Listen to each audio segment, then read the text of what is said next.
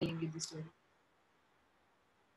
So when we are creating class templates and we want to give multiple parameters means instead of using a single data type, I want to use more than one kind of a data type. So the syntax for that is you will be writing template, the same syntax that we have been using.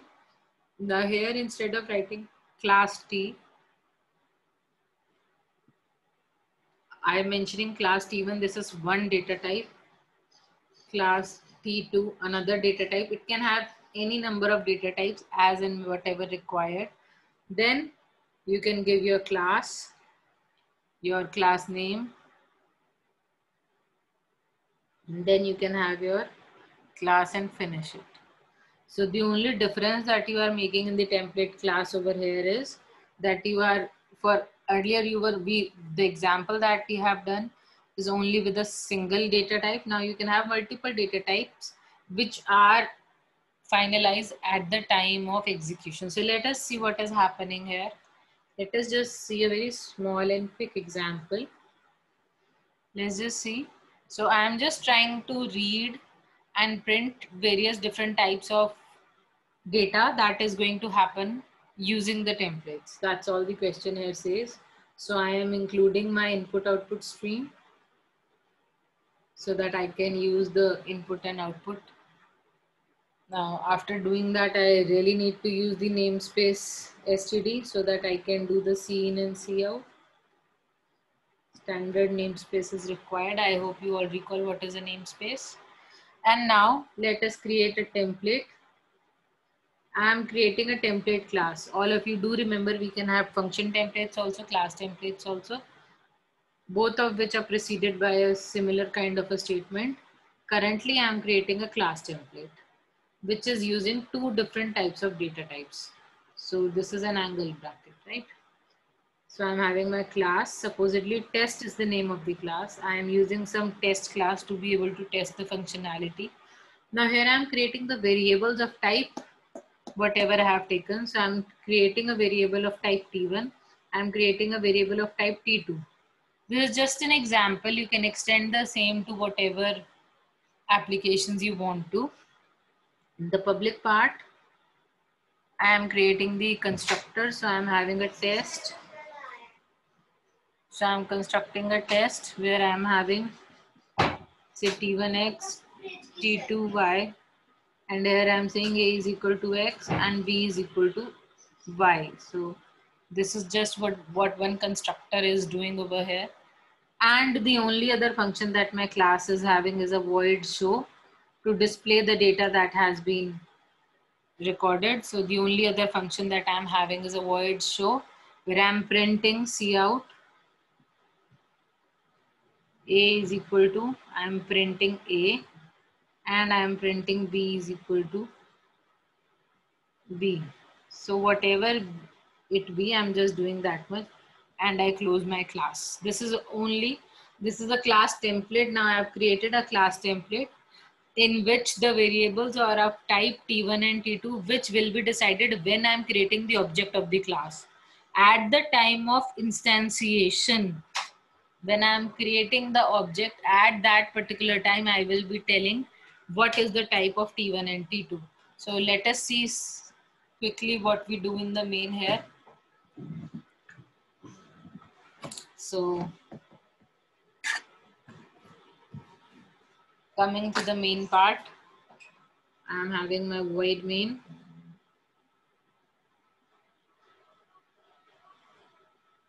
So within my main, I am creating an object of class test. So I'm creating object of class test. Before creating the object, I have to mention the data type here. So I'm mentioning the data types here to be say float, comma, integer. When I'm mentioning float, comma, integer, that means T1 is taking float and T2 is taking integer, not the vice versa. The same जो पहले आया है that will be taken earlier only. So T1 का data type is now float and T2's data type is integer. And I am creating variable supposedly v1 I'm creating a variable and in which I'm passing some values. So I'm passing a float value say 1.1, I'm passing an integer value say 2. See, the first value is of type t1 which is float, the other values of type t2 which is integer.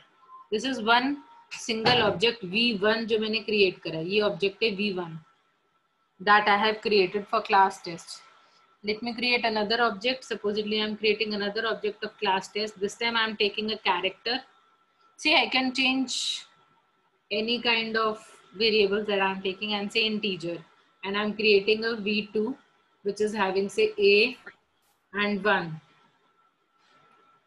See, you have all to understand that what is happening over here is I'm creating supposedly an object 3. I'm again taking any data type of my choice. You have to understand that. Supposedly this time I'm taking a double and I'm taking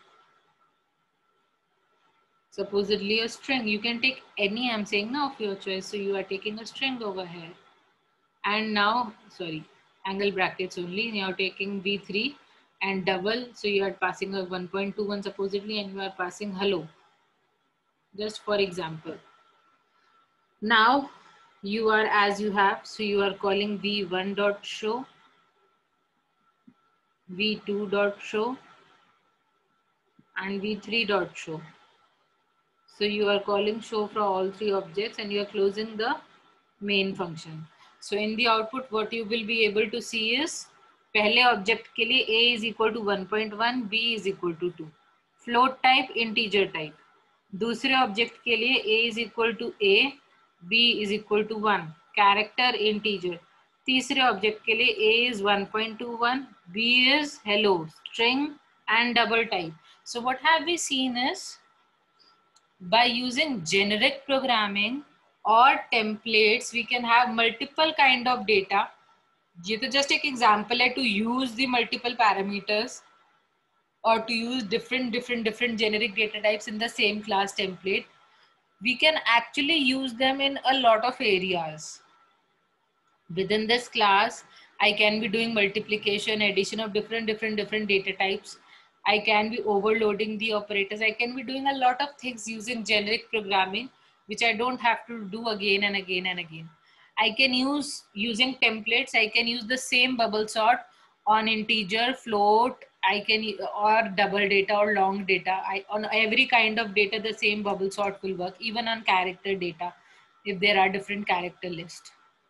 So, आप supposedly names हैं, उनको sort करना है मुझे alphabetically. So I will be using sorting only ना. So a practice question for you all is you have to write the bubble sort algorithm using the template class that can sort different kinds of data. So एक ही algorithm आप run कर रहे हो जो कि float array के लिए भी चल रहा है, integer array के लिए भी चल रहा है, character array के लिए भी चल रहा है. You can using the same technique, you can alphabetically sort a list. Using the same technique, you can sort the real numbers also. Using the same technique, you can sort the marks also.